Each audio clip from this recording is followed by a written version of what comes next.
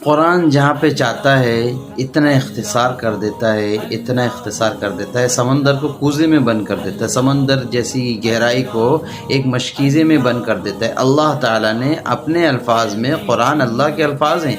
قرآن میں اللہ تعالیٰ نے اپنے الفاظ میں بتا دیا قد افلح من تزکا، قد کا بھی تحقیق کے ساتھ، تحقیق کے ساتھ، تحقیق کے ساتھ۔ اس کے بعد دوسری جگہ میں بھی اللہ نے قرآن میں فرما دیا من عمل صالحا من ذکر او انثى فلنحيينه حیاتا طیبہ، کہ اللہ تعالیٰ نے فرما دیا کہ کامیاب دنیا میں کون ہے، کامیاب دنیا میں کون ہے؟ میں اور آپ نہیں کہہ رہے، دنیا کا کوئی پریکٹیکلی وزیر اعظم، پریکٹیکلی کوئی انجینئر، کوئی دنیا کا دانشور آدمی، دنیا کا سمجھدار آدمی جس کو ہم سمجھدار سمجھتے ہیں، دنیا کے کوئی عقل مند آدمی، بہت زیادہ سمجھدار آدمی، بہت زیادہ پڑھا لکھا آدمی نہیں کہہ رہا، اللہ کہہ رہے ہیں، اللہ کہہ رہے ہیں، اللہ تعالیٰ فرما رہے ہیں قد افلح من تزکا، کامیاب وہ ہے جو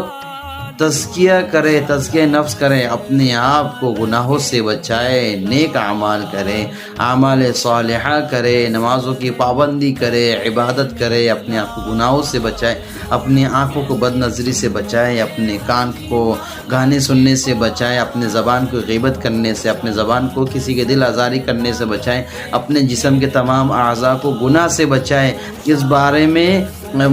محاسبہ کرے کہ میرے اعضاء سے کون سی چیز سے اللہ کی نافرمانی ہو رہی ہے، میرے اعضاء کے کون سے اعضاء سے اللہ کی نافرمانی میں کر رہا ہوں، اس سے اپنے آپ کو بچائیں۔ آپ صلی اللہ علیہ وسلم نے کیا فرمایا ہے، کن باتوں پر میں عمل کر رہا ہوں، کن باتوں پر میں عمل نہیں کر رہا، میرے گھر کے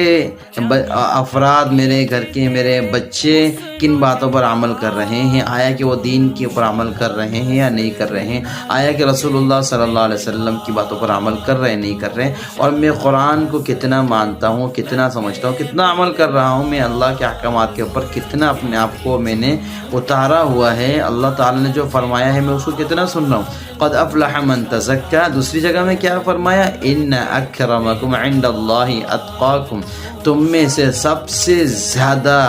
مقرب، سب سے زیادہ باعزت، سب سے زیادہ اللہ کا محبوب کون ہے؟ جو تقوی اختیار کرے،